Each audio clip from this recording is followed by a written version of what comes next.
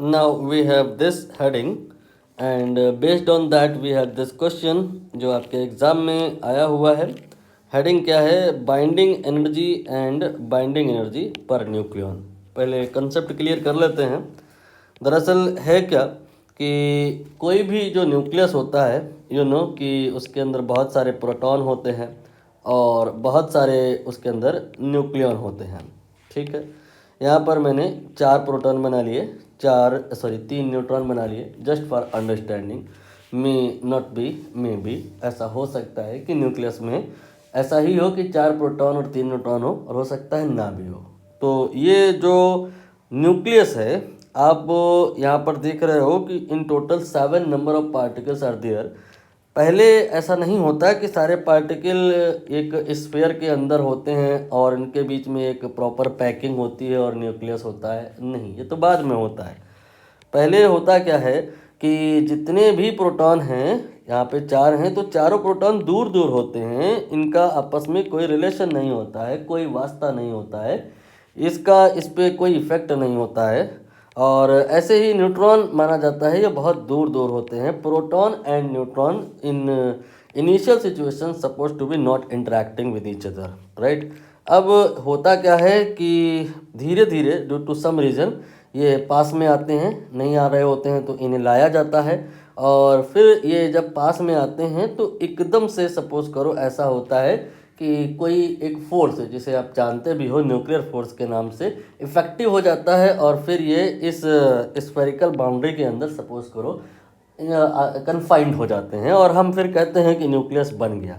चाहे तो आप ऐसे समझ लो और चाहे दूसरे प्रकार से समझ लो कि हमारे पास में एक स्फेरिकल बाउंड्री है और उसके अंदर 4 प्रोटॉन हैं और 3 न्यूट्रॉन हैं, और हम क्या करते हैं कि इसको कुछ एनर्जी देते हैं। एनर्जी देंगे तो क्या होगा, ये जो प्रोटॉन और न्यूट्रॉन हैं इनके बीच में शुरुआत में सपोज करो कोई बॉन्ड बना हुआ है, सब में एक बॉन्ड एग्जिस्ट कर रहा है। जैसे आप केमिस्ट्री में पढ़ते हो सी सी के बीच में बॉन्ड होता है, एनर्जी दो तो ये टूट जाता है। ठीक उसी प्रकार से यहाँ जितने भी ये न्यूक्लियन हैं इनके बीच में जितने भी पेयर बनेंगे सबके बीच में एक बॉन्ड इमेजिन किया जा सकता है, और एनर्जी दो तो वो बॉन्ड ब्रेक हो जाता है। और जितने भी प्रोटॉन हैं वो सारे दूर दूर हो जाते हैं, जितने भी न्यूट्रॉन हैं वो सारे दूर दूर हो जाते हैं, सब दूर दूर हो जाते हैं। तो हुआ क्या, एनर्जी आप दिए तो ये जो जुड़ी हुई चीज़ थी वो टूट गई, और यहाँ पर क्या है कि सब कुछ पहले से टूटा फूटा था, और फिर यहाँ पर ये जो है सिस्टम बना है तो यहाँ पर एनर्जी निकल आएगी। इसका मतलब क्या है कि जब कोई न्यूक्लियस बनता है तो उसके अंदर बॉन्ड बनते हैं, तो जो बॉन्ड बनते हैं तो उसके बदले में एनर्जी मिलती है। तो जो एनर्जी न्यूक्लियस बनते टाइम रिलीज होती है या जो एनर्जी न्यूक्लियस को तोड़ने के लिए रिक्वायर्ड होती है उसी को बाइंडिंग एनर्जी कहते हैं। अब बात आएगा कि ये बाइंडिंग एनर्जी हम निकालें कैसे। तो यहाँ पर आइंस्टाइन का वेल नोन फार्मूला E=mc² लगता है। तो m कितना लिया जाए और होता क्या है m?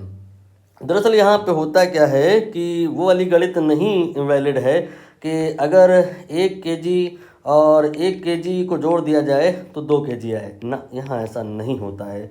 यहाँ पे इस प्रकार से मानो कि जैसे 1.9 केजी हो जाता है। मतलब रिएक्टेंट साइड के लोगों को अगर आप देखें जोड़ करके तो इन टोटल आना तो चाहिए 2 केजी, बट आता नहीं है इतना।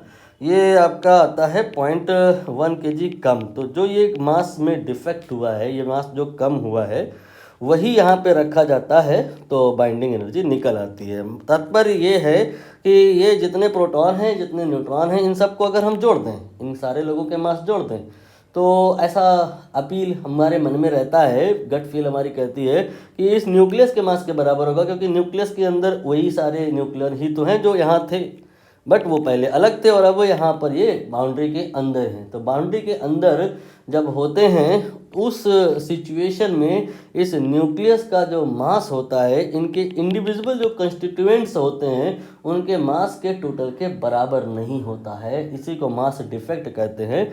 वो यहाँ रखा जाता है तो बाइंडिंग एनर्जी आ जाती है। आई होप इतना आपको क्लियर हुआ होगा। यहाँ पर अगर m जैसे मान लो हमें 1 केजी गिवन है, तो यहाँ 1 रखेंगे और c की वैल्यू 3 × 10⁸ रखेंगे और सॉल्व करेंगे तो वेरी इजी टाइप का आंसर आ गया 9 × 10⁻16। ये आंसर जूल में आएगा। अब इस जूल को हम चाहें तो इलेक्ट्रॉन वोल्ट में कन्वर्ट कर सकते हैं, फिर चाहें तो मेगा इलेक्ट्रॉन वोल्ट में कर सकते हैं। बाकी अगर मान लो मास कभी केजी में नहीं गिवन है, मास कभी मान लो एएमयू में या ऐसे यू लिखा है, एक ही बात है गिवन है, तो क्या करेंगे, तरीका ये हो सकता है कि हम इसको केजी में कन्वर्ट कर लें। हम इसको केजी में कन्वर्ट करके यहाँ रख दें और यही सिस्टम फॉलो करें, आंसर आ जाएगा। बट यू सी कि किया तो ऐसे जा सकता है, बट बहुत लेंदी होगा, कैलकुलेशन होगी, बार बार वही चीज़ हमें करनी भी होगी। तो क्यों ना फिर हम कुछ ऐसा करें, कुछ ऐसा एक स्टैंडर्ड रिजल्ट डेवलप करें और उसको याद कर लें, जिससे एवरी टाइम कैलकुलेशन इजी हो जाए। तो याद करना है आपको, क्या याद करना है कि मास में डिफेक्ट अगर कभी 1 AMU के बराबर होता है तो फाइनली जो एनर्जी रिलीज होगी वो 931 MeV के बराबर होगी। ये एनर्जी इक्विवेलेंट है, मतलब इतना मास जो अगर कभी डिफेक्ट हुआ तो इतना एनर्जी बदले में रिलीज हो जाएगा। उल्टा भी हम बोल सकते हैं, जैसे यहाँ पे क्या हुआ, यहाँ पे एनर्जी दी आपने 931 MeV के बराबर एनर्जी दोगे तो उसके बदले में क्या होगा, इधर मास इंक्रीज कर जाएगा। कितना इंक्रीज कर जाएगा, 1 AMU, राइट। जैसा कि सन के बारे में आपको पता होगा, लोग कह रहे हैं और सही कह रहे हैं कि उसका मास लगातार कम होता जा रहा है। क्यों उसका मास कम होता जा रहा है, क्योंकि सन से जो हमें सोलर एनर्जी मिल रही है बदले में मास में डिफेक्ट हो रहा है। तो अगर सन से हम 931 MeV की एनर्जी ले रहे हैं तो ये बात सर्टेन है कि उसके अंदर का मास कम हुआ है। By what amount, 1 AMU। तो ये मास एंड एनर्जी इक्विवेलेंट हो गया। I hope it will help you. Now इसके बाद हम इस क्वेश्चन को कर सकते हैं, बट उसके पहले हमें बाइंडिंग एनर्जी पर न्यूक्लियन भी समझना होगा। अभी तो हमने आपको बाइंडिंग एनर्जी समझाया है ना। बाइंडिंग एनर्जी क्या होता है, न्यूक्लियस को तोड़ने में जो एनर्जी रिक्वायर्ड होती है, या न्यूक्लियस न्यूक्लियस बन रहा है दैट टाइम जो एनर्जी रिलीज होती है वो होती है बाइंडिंग एनर्जी।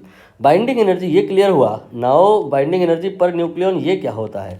तो जैसे कि मान लो एक आप इसी न्यूक्लियस को कंसीडर कर रहे हो, और हुआ क्या कि इस न्यूक्लियस में इधर जो मास था टोटल, इसका हम 1 AMU ले लें, इसका 1 ले लें, इसका 1 ले लें, इसका 1 ले लें, तो ये टोटल 7 AMU हो गया।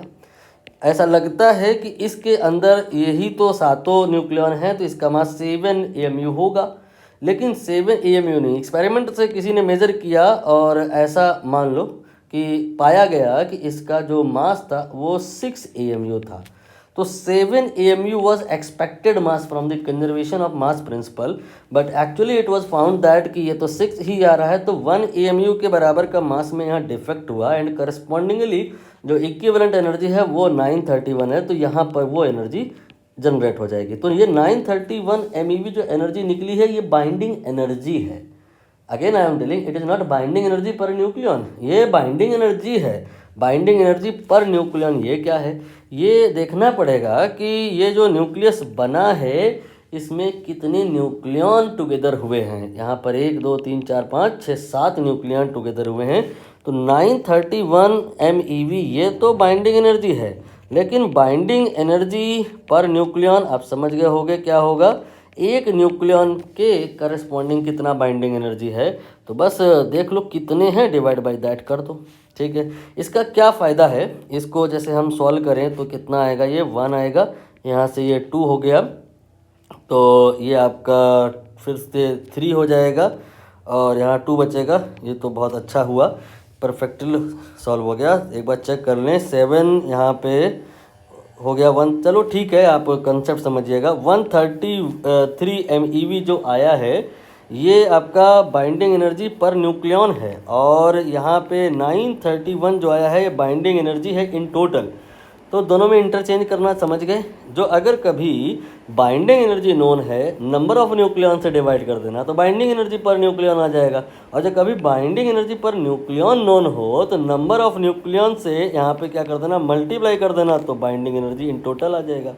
मतलब बाइंडिंग एनर्जी में नंबर ऑफ न्यूक्लियन डिवाइड करोगे, बाइंडिंग एनर्जी पर न्यूक्लियन आएगा, और जो अगर बाइंडिंग एनर्जी पर न्यूक्लियन नोन है तो नंबर ऑफ न्यूक्लियन से मल्टीप्लाई करोगे तो टोटल बाइंडिंग एनर्जी आएगी।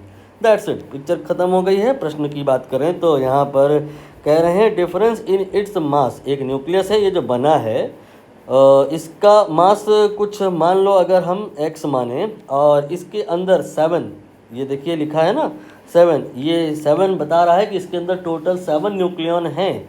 वो 7 न्यूक्लियन सबके मास कहीं आपको किसी ने बताया, आपने जोड़ के देखा तो देखा क्या कि वो x के बराबर नहीं है, वो y के बराबर है। आपको मैंने बताया यहाँ पर मास कंजर्वेशन प्रिंसिपल वैलिड नहीं होता है।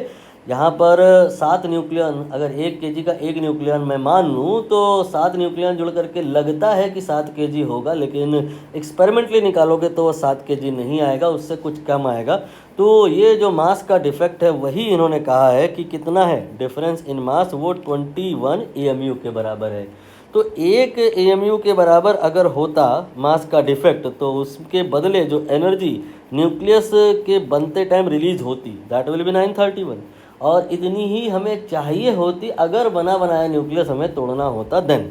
यहाँ पर बाइंडिंग एनर्जी हमें 1 AMU के करस्पॉन्डिंग समझ में आ रहा, बट इधर 21 कह रहे हैं इन टोटल मास है। डिफरेंस इन मास ये एंड टोटल मास ये 21 AMU के बराबर है। तो एक का नोन है तो 21 का कितना हो जाएगा, ये मल्टीप्लाई करने की ज़रूरत नहीं है, जो भी है आप मान लो कि इतने अमाउंट का एनर्जी रिलीज होगा if you want to make a nucleus this one, and if you want to break this nucleus this much amount of energy you need to supply, right? इतनी एनर्जी यहाँ पर आपको समझ में आ रही है कि बाइंडिंग एनर्जी है। हमें यहाँ बाइंडिंग एनर्जी नहीं बताना है, हमें बाइंडिंग एनर्जी पर न्यूक्लियन बताना है। तो क्या करें, देख लो कि नंबर ऑफ न्यूक्लियन कितने हैं। ये रहे नंबर ऑफ न्यूक्लियन जो 7 है, तो यहाँ पर हम डिवाइड कर देंगे तो ये आ गया 3 × 931 MeV। ये आ गया है बाइंडिंग एनर्जी, ठीक है, पर न्यूक्लियन। बाइंडिंग एनर्जी पर न्यूक्लियन आ गया है। AMU में अगर पूछा गया होता, सॉरी MEV में पूछा गया होता तो यही आंसर सही था, लेकिन यहाँ पर बाइंडिंग एनर्जी पर न्यूक्लियन MEV में नहीं पूछा है, इसका मास इक्विवेलेंट पूछा है। तो यहाँ पर आपको समझ में आ गया होगा। ये फिगर तब बतानी है जब मास इक्विवेलेंट बताना है, मास के टर्म में चीज़ों को बताना है, और ये हमें तब बताना है जब एनर्जी के टर्म में बताना है। तो अगर कहा गया होता यहाँ कि बाइंडिंग एनर्जी पर न्यूक्लियन बताओ इन MEV तो ये आंसर सही है, बट कोई कह रहा है कि हमें बताओ यही बाइंडिंग एनर्जी पर न्यूक्लियन बट इन AMU, तो फिर हम यहाँ पर 931 नहीं बताएंगे, सिंपल यहाँ पर 3U के बराबर आंसर आ जाएगा। सिग्निफिकेंस क्या है इसका, सिग्निफिकेंस इसका ये है कि यहाँ पर 3U के बराबर की जो एनर्जी है, जैसे 1U के बराबर की एनर्जी इतनी है तो 3U के बराबर की जो एनर्जी होगी इतनी, ये है बाइंडिंग एनर्जी पर न्यूक्लियन की वैल्यू। तो बाइंडिंग एनर्जी को बताने का ही एक तरीका है, और 2 3 4 और भी तरीके हो सकते हैं। बाइंडिंग एनर्जी आप MEV के टर्म में भी बता सकते हैं, उसका मास इक्विवेलेंट बता सकते हैं, या आप जूल के टर्म में बता सकते हैं। एनर्जी को रिपोर्ट करने का लॉट मैनी वे हो सकता है, जूल हो सकता है, MEV हो सकता है, और मास इक्विवेलेंट हो सकता है। तो इन्होंने बाइंडिंग एनर्जी पर न्यूक्लियन ही पूछा है, लेकिन जो यूनिट इन्होंने कहा है लो वो कौन सी, मास इक्विवेलेंट वाली यूनिट, मतलब U के टर्म में आंसर बताना है। तो आंसर 3U हो जाएगा। ये आपका ऑप्शन A में करेक्ट हो गया दिख रहा है। और तो कुछ यहाँ है नहीं। Next heading.